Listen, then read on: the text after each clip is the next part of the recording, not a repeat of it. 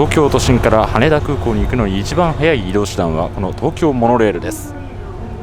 ただ早いというだけではなく、東京の素晴らしい都会的な景色を楽しむことができます。僕は東京タワーです。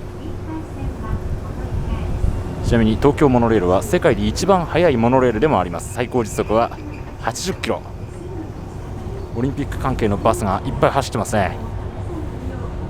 ここからの眺めがいいですよね。山手線、京浜東北線、そして東海道新幹線など通る電車もものすごい数です。本当に面白いですよ、この路線は。これからね、羽田空港のとあるホテルに泊まります。すごい面白いホテルだと思います。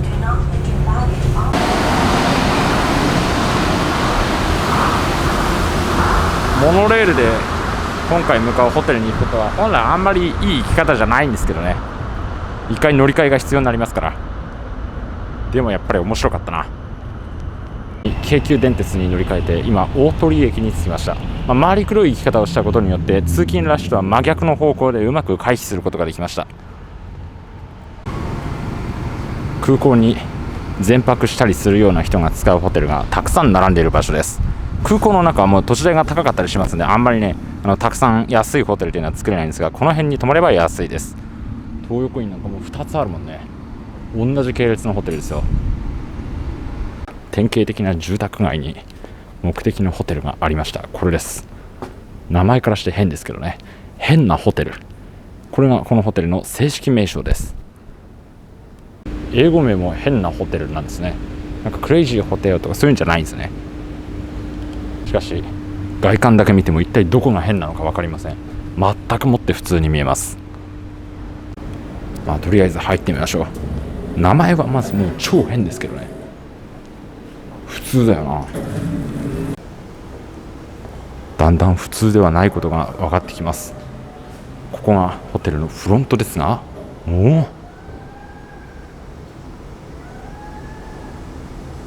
ホテルの人のくせになんかサングラスまでつけて、日本のおもてなしをなんかこんな人いるかなと思ったらですね、なんとこれは人間ではありません。変なホテルというのはですね、無人かつ恐竜やらアンドロイドやら、こういうわけのわからないもので、多分こう言って失礼ではないでしょう、わけのわからないものでチェックインなど接客をしてくれるという非常に変わったところです。よく見るとかなりリアルですよね。細かいところまであって、さらに毛皮も生えています。恐竜っていうのはどんな風に毛が生えてたかっていうのは想像して作るらしいんですけど、ホテルへようこそ。こいつも動くのか。パネルにて言語を選択してください。Welcome to the hotel。じゃあせっかく動いて案内してくれるんで、この人の言う通りにしてみよう。英語でやってみるか。パスポートはないので、すごい随分うやうやしく喋る恐竜だな。パスポートはないからね。名前はよし、名前入力したぞ。手続きは全部画面で完了しまして、そしたら横の精算機にこういうのが出てきたんですけども、これであとは支払いも全部自動なんですね。こう入れて暗証番号を入力すると、もう部屋番号が決まってるみたいな。203って出てきてるわ。色が変わった。これで部屋の鍵まで全部自動という方式です。これいいんだね。快適なホテルライフをお楽しみください。あれ重そうですね。お辞儀してくれてる。ずいぶん深いお辞儀だな。大変ですよこれ。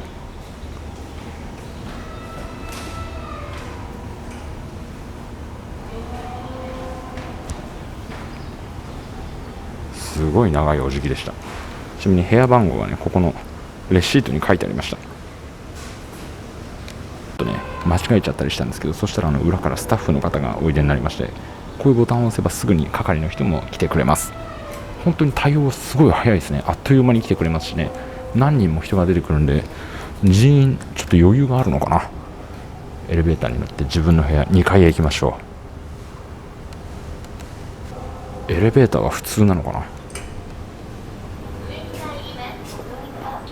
ちょっと上が豪華な感じですけど、全般的には普通みたいですね。あれ、あ、違う、これだ。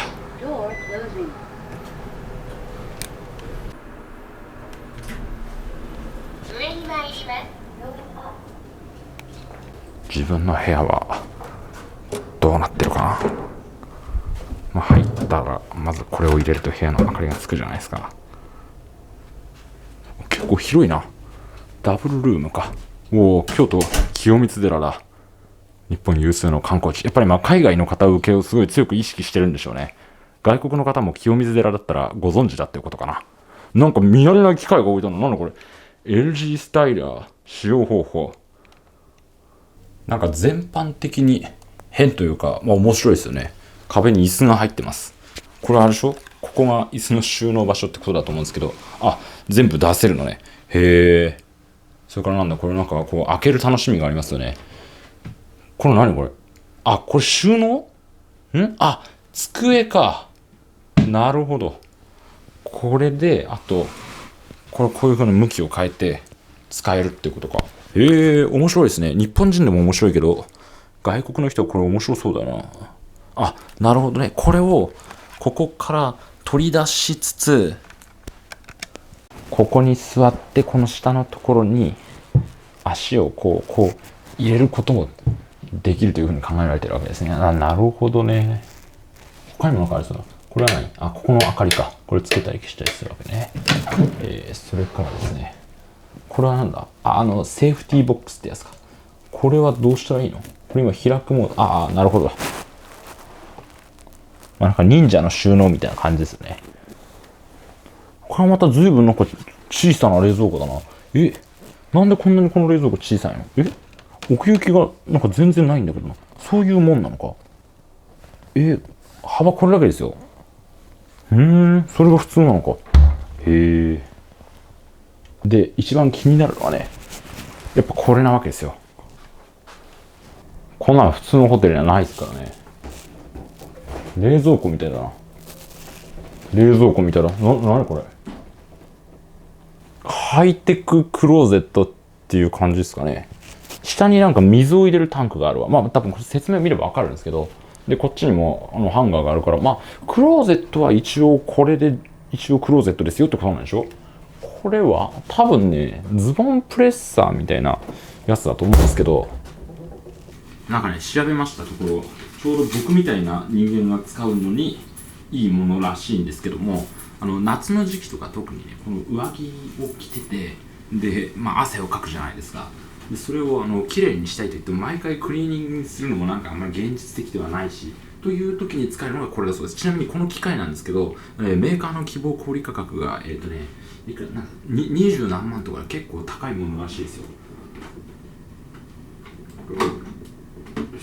取ってかけるじゃないですか。バッジとかはつけたまんまでいいのかな。いいや。僕大学生なんですけど、もうあと大学通う機会はもうないんでね、もうこの間最後の授業で必要なやつも終わったんで、大学のバッジついてるんですけど、別にもうボロボロにぶっ壊れてもどうでもいいわ。壊れないと思いますけどね。このど真ん中にガチャッとしっかりセットして、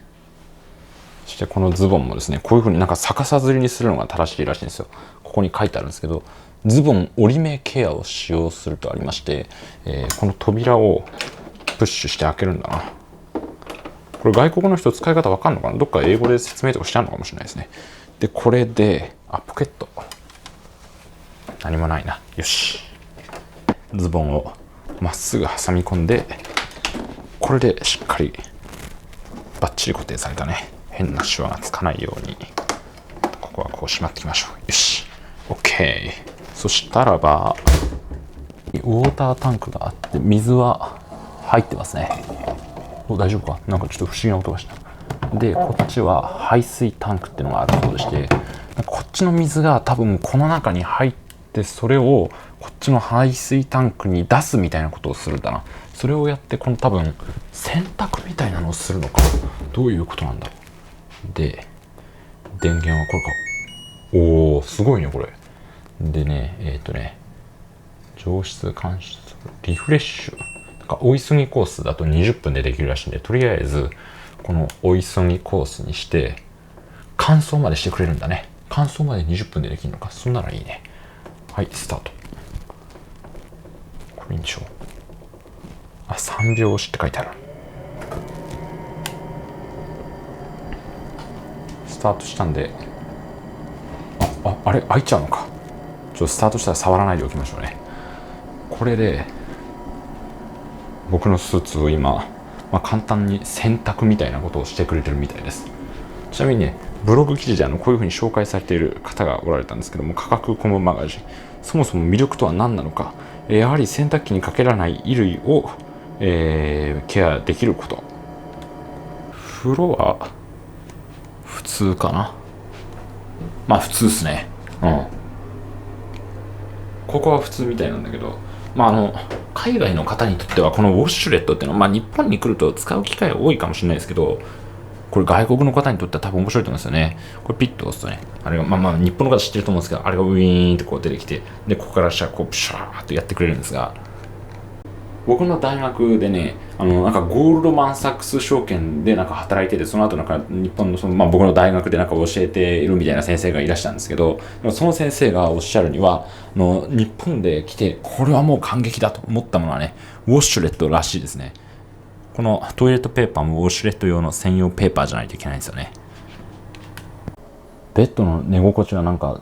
絶妙そうに見えます。まだちょっと寝てないんですけど、どうなの？結構いいんじゃないかな。もちっとしてるな。下地と固めなんですけど、これフランスの例のシモンズ、シモンズじゃなかったような気がするんですけど、そういうね、有名定評のあるベッドメーカーのやつを使ってるみたいなこと聞きましたよ。いいんじゃないですか。もう寝心地がいいっていうのはホテルの大切な要素ですけど、それはバッチリですよ。寝心地まで変だったらね、ちょっと心配になりますけど、全然そんなことないや。この変なホテルの面白い変なポイントとしてはね、メール。このね、メールを見ると、早朝深夜の羽田空港無料送迎バスうんぬん、すごい不思議な題名のメールが届いてるんです。これ何なんだと思ってこれ調べるじゃないですか。調べるっていうか押してみますよ。そうすると、これ僕の予約したブッキングコム的なですね、OTA、要するに予約サイトで予約したんですけど、それのそのホテル名の登録が早朝深夜の羽田空港無料送迎バスあり変なホテル東京羽田っていう名前でこのホテルの名前登録してるらしくて、やっぱりその羽田空港無料送迎バスがあるっていうことがもうすごい絶対必要なアピールポイントなんだと思うんですよ、この地区で。だからこういう名前になってるんだと思うんですけど、このホテルの名前面白いですね。本当変なホテル東京羽田なんでしょうけど、だからこういうことになるんですよね。この度は早朝深夜の羽田空港無料送迎バスあり変なホテル東京羽田をご予約いただき誠にありがとうございます。これこそ変ですよね。ちなみにね、これが僕の予約したこの変なホテルのホームページなんですけども、見るとですね、まずまた利用したい 93%、すごい高いものなんですが、これどういうふうにしてこうなってるのか分かんないですけど、ともかくすごいですよね。で、僕の泊まってる部屋は、これなんですが、この LG スタイラールームっていうやつね、部屋綺麗にしてくれる。で他にもう一個、LG スタイラールームじゃなくて別の売りとしてこれがない代わりに、シアターになってるっていうのもあるらしいんですよ。僕の部屋はテレビがこういう普通のタイプなんですけど、そうじゃなくて上にプロジェクターがついてですね、そのプロジェクターでこの壁の真っ白なところにバーンとこう映像をねこう投影して、それで多分テレビとかが見られるというタイプの部屋もあるそうでして、こっちも面白いですよね。多分どっちかなんだろうな。シアターもあるし、それからこれもあるっていうのはないみたいなんだけど、それから他にも布団の中に風を送り込んで、それで快適に眠れる部屋っていうのもあるらしいんですよ。これは今日はもう埋まってたみたいだったな。もうこんな感じでいろんなパターンの部屋があるので、何回も泊まる楽しみがありますよね。こんなことまでできるんだ。 Google マップに登録されてるんですね。なるほどね。これがシアタールームか。シアタールームの場合はこういう一箇所にですね必要なものが全部まとめるような形式になっていて、こういうふうに壁収納ではないみたいなんですけど、その代わりにこの壁が真っ白になっていて、多分これの上のところにあるプロジェクターかなんかで、あ、そうか、これプロジェクターじゃないのか、それ多分どうかこの上にあるプロジェクターかなんかで、あったあった、これだ、これ天井なんですけど、この天井のこれでこの真っ白な壁にね、なんか映すということなんでしょう。ちなみになんかね、僕が見た限り変なホテルもその場所によって変さ、どこまで振り切って変であるかっていうのが変わるらしいんですよ。で、羽田は結構変な方らしいです。で、なんか赤坂とかね、銀座とかは変は変なんですけど、究極になんかもうこんなのみたいな異次元の変さではないらしいです。これちょっと変わってますねみたいな。で、一番変なのは多分僕がネットでちょっとホームページとか見た限りは、舞浜ですね。東京ディズニーランドのすぐ近くにある、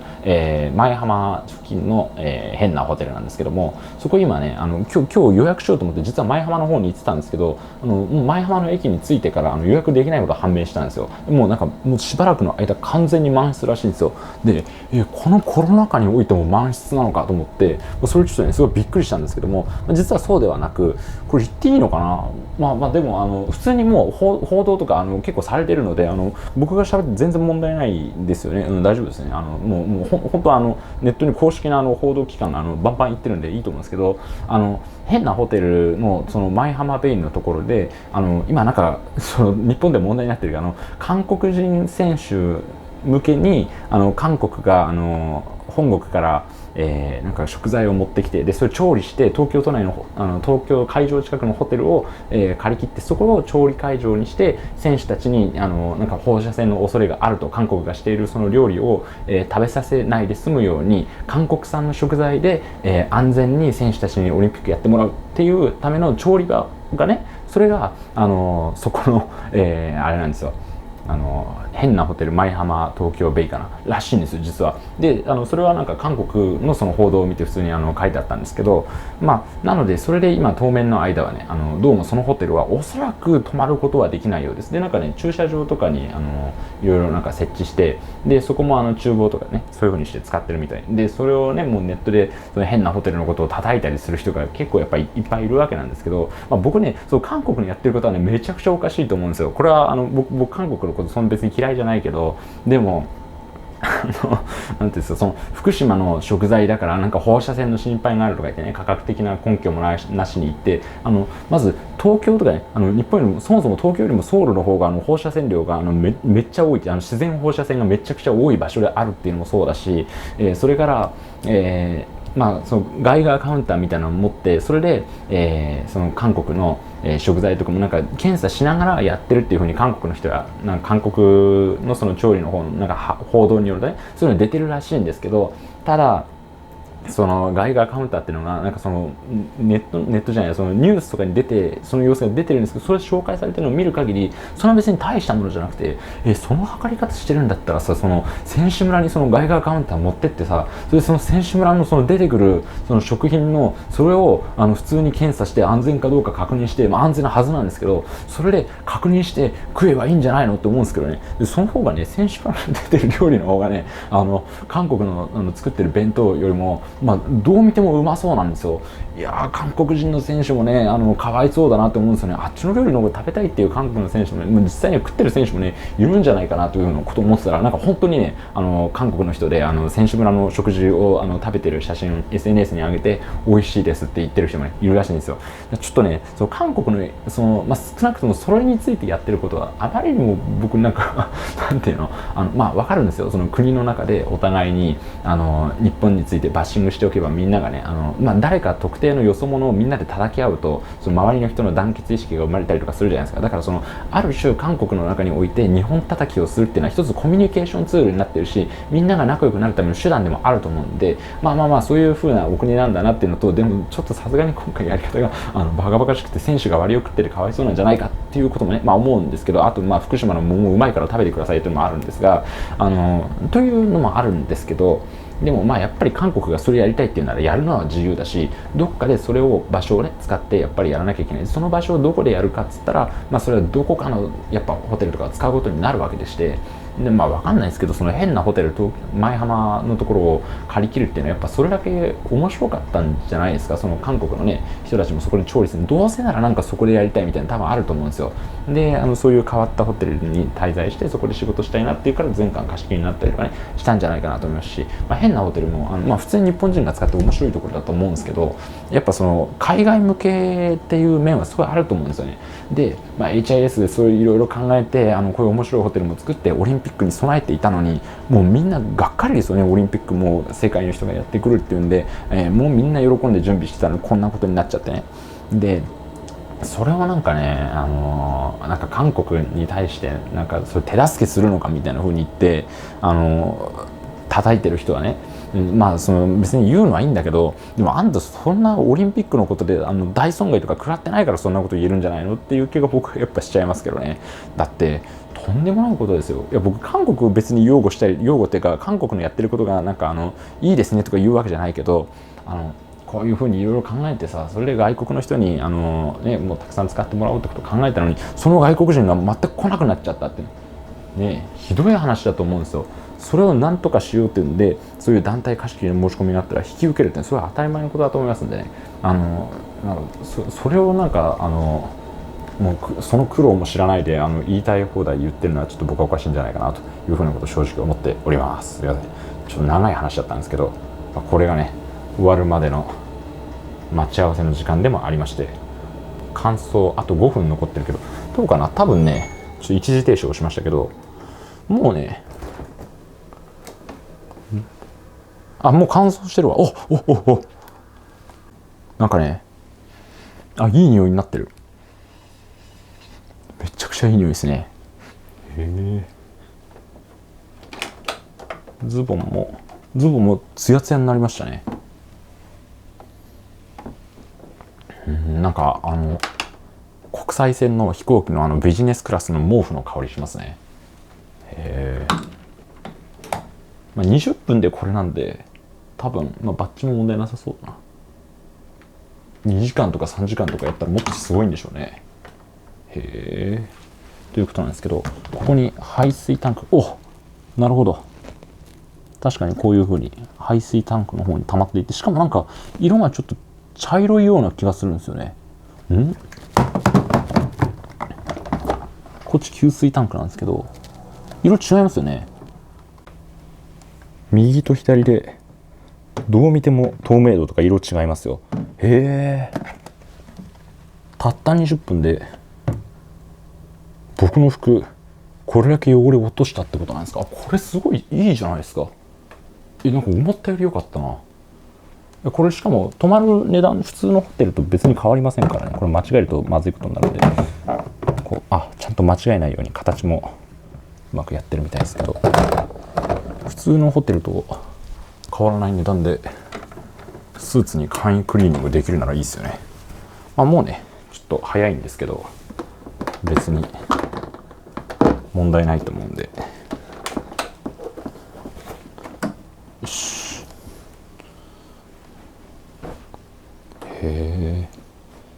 新品みたいになったな本当に。ちょっとこれだとシワシワに見えるけどわかります？この色つや。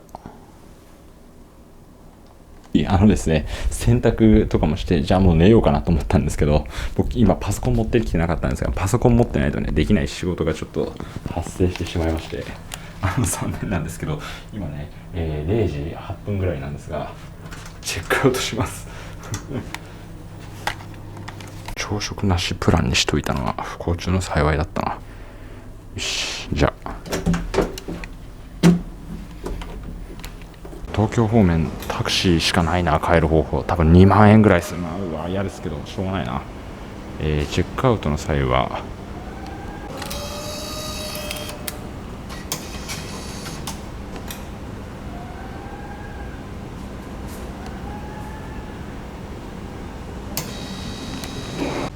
チェックアウトの時はですね、さすがにチェックインして1時間ぐらいでチェックアウトしたからだと思うんですけど、ちょっとこれではチェックアウトできませんみたいに言われて、係の方がですねすぐ来てくださったんですけども、そういうなんか親切にしていただきました。僕もそうだろうなと思ったんですけど、いろいろ写真とかめっちゃ撮りまくってたんですよ、ビデオとか。見てわかると思うんですけどね。でそういう風な変な人がいないかどうかっていうのを絶対確認しないといけないはずなんで、上とかに、ね、いっぱいその監視カメラみたいなのついてて、なんかそれで僕の様子もやっぱり確認できたみたいなんですよ。それそうですよね。でそのホテルの方がね、もうなんかすぐチェックアウトされてしまうみたいですけど、いろいろ写真撮られてたし、どっかなんかご紹介できることありましたらさせていただきますよみたいな教えていただいてですね、いろいろ話聞かせて、僕は見るべきものは全部見られていたみたいなんですけども、いや親切にしていただいてもうありがとうございます。